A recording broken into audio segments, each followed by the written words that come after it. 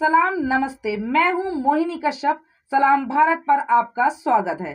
केंद्र की मोदी सरकार ने 25 जून को संविधान हत्या दिवस के रूप में मनाने का ऐलान किया है।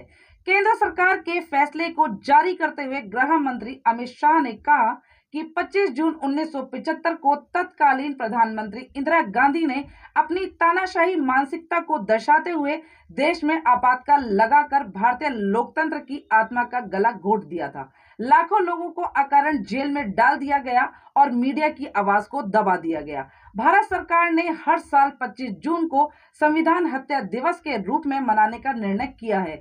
यह दिन उन सभी लोगों के विराट योगदान का स्मरण कराएगा जिन्होंने 1975 के आपातकाल के अमानवीय दर्द को झेला था।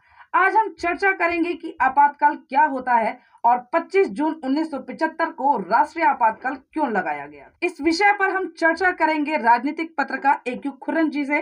सर, मोदी सरकार ने 25 जून को संविधान हत्या दिवस के रूप में घोषित किया है, इसके पीछे की क्या वजह है?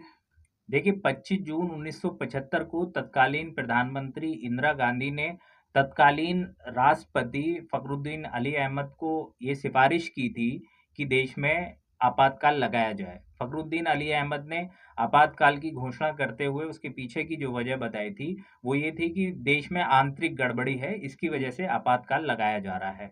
और आपातकाल लगाने की जो स्थिति थी उसको राजनीतिक तौर पे देखा गया, क्योंकि उसके पीछे की जो वजह आई थी निकल के वो राजनीतिक थी। 1971 में लोकसभा चुनाव जब हुआ था तो प्रधानमंत्री इंदिरा गांधी को पूर्ण बहुमत मिला था, लगभग 350 से भी ज्यादा सीटें मिली थी और वो रायबरेली से सांसद बन के आई थी। उनके खिलाफ राजनारायण ने इलेक्शन लड़ा था और वो चुनाव हार गए थे।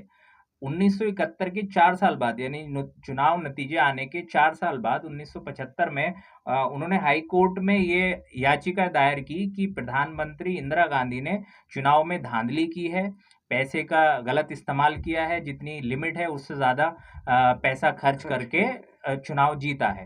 तो इलाहाबाद हाई कोर्ट में उन्होंने केस डाला था और वो केस जीत भी गए थे।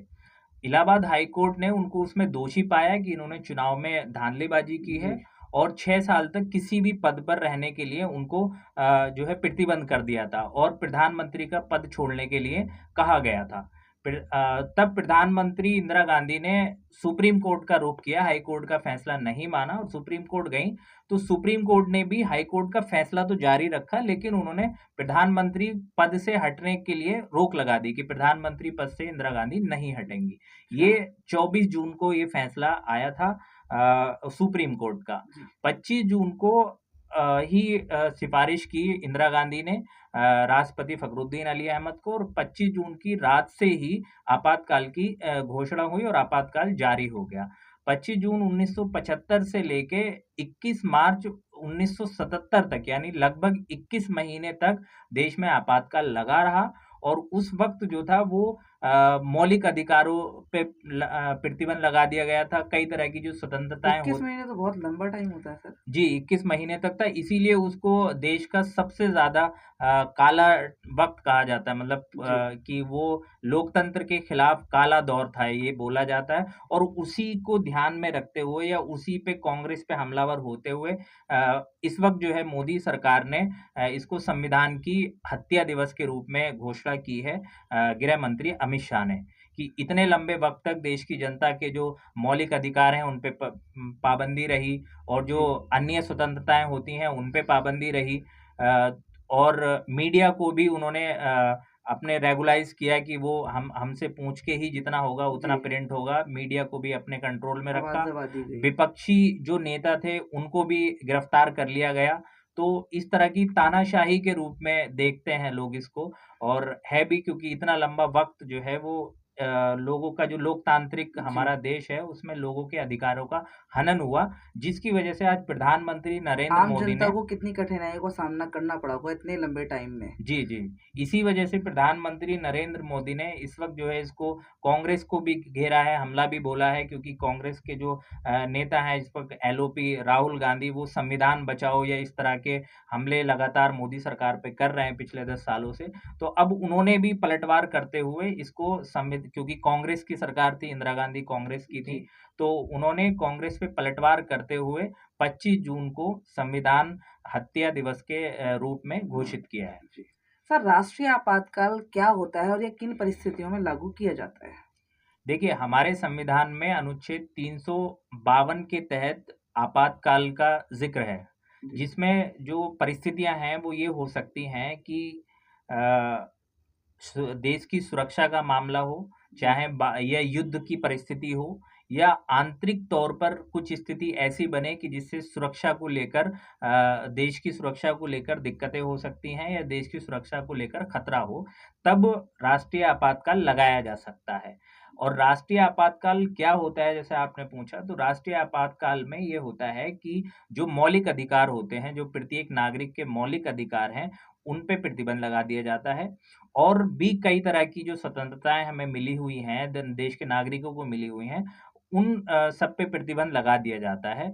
और जो सरकार है, वो जो निर्णय लेती है, वो उस हिसाब से चलते हैं, बट नागरिकों के ऊपर ज़्यादा परेशानियाँ होती हैं। जो लोकतांत्रिक सिस्टम है हमारा, उस पे लगा दिया जाता है, उस पे प्रतिबंध लग जाता है। तो नागरिकों के लिए तो ये वजह होती है, लेकिन वजह जो लगाने की स्थिति होती है या परिस्थितियाँ बनती हैं, वो मुख्य जो है वो ये है कि देश की सुरक्षा पे सबसे बड़ा अगर खतरा कोई आता है, या युद्ध की परिस्थिति बनती है, या आंतरिक तरीके से कोई दिक्कत बनती है, इसके लिए आपातकाल लगाने का संविधान में प्रावधान है। सर, जैसा कि आपने बताया कि 21 महीने का आपातकाल लगा रहा था, तो उतने लंबे समय में आम जनता को किन-किन कठिनाइयों का सामना करना पड़ा होगा और जनता के बीच आक्रोश भी होगा इतने लंबे समय को लेकर, तो उसके बारे में बताएँ आप? देखिए, आपातकाल जो लगाने की स्थिति संविधान में है, वो है देश की सुरक्षा को अगर खतरा है, किसी भी स्थिति में, तो आपातकाल लगाया जा सकता है। जी। और देश में ये नहीं कि 1975 में ही आपातकाल लगा, उससे पहले 1962 में भी लगा और 1971 में भी लगा। लेकिन अच्छा। 1962 में भारत और चीन का युद्ध हुआ था, इसलिए लगाया गया था। जी। और 1971 में पाकिस्तान से युद्ध हुआ था, जब बांग्लादेश का को अलग करवाया था। जी। इंदिरा गांधी के नेतृत्व में ही वो हुआ था, उस टाइम प्रधानमंत्री इंदिरा गांधी थी। जी। तो वो सिचुएशन थी कि वो युद्ध की स्थिति थी, इसलिए आपातकाल घोषित किया गया था। लेकिन ये 1975 का जो आपातकाल था, ये राजनीतिक से प्रेरित माना जाता है कि इंदिरा गांधी ने हाई कोर्ट के फैसले को डिनाय करके, सुप्रीम कोर्ट के फैसले को डिनाय करके, और उन्होंने अपनी तानाशाही चलाते हुए जो है वो आपातकाल घोषित किया, और 21 महीने तक चला। जी। उसमें क्या हुआ कि नागरिकों के मौलिक अधिकारों पे प्रतिबंध लगा। जी। वो ना तो अपनी जो भी मौलिक अधिकार, हमारे 6 मौलिक अधिकार हैं, उन सब पे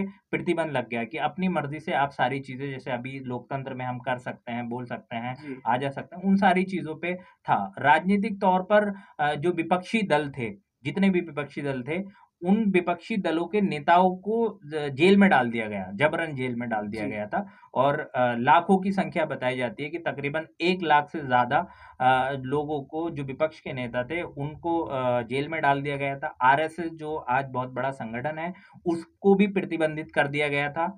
और मीडिया, जो आज कहा जाता है कि गोदी मीडिया की संज्ञा जी। दी जाती है, तो उस वक़्त भी मीडिया को कंट्रोल किया गया था। उस टाइम टीवी तो था नहीं, जी।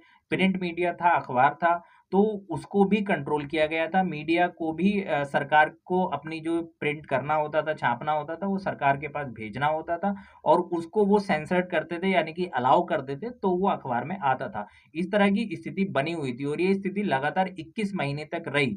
तो इसी वजह से आपातकाल को सबसे आज़ादी के बाद जो है वो सबसे बुरा दौर माना जाता है। देश के नागरिकों के लिए भी और देश के लोकतंत्र के लिए भी ये सबसे बुरा काल माना जाता है। इसी की वजह से अभी प्रधानमंत्री नरेंद्र मोदी की जो सरकार है, उसने संविधान हत्या दिवस के रूप में इसकी घोषणा की है। आज हमने जाना कि आपातकाल क्या होता है और किन परिस्थितियों में लगाया जा सकता है। आपातकाल के खिलाफ मोदी सरकार ने 25 जून को संविधान हत्या दिवस घोषित किया है। आपको कैसी लगी जानकारी हमें कमेंट करके बताएं। फिर हाजिर होंगे एक और नए मुद्दे के साथ। सड़क से संसद तक की हर राजनीतिक उठापटक को जानने के लिए हमारे चैनल सलाम भारत को सब्सक्राइब करें। धन्यवाद।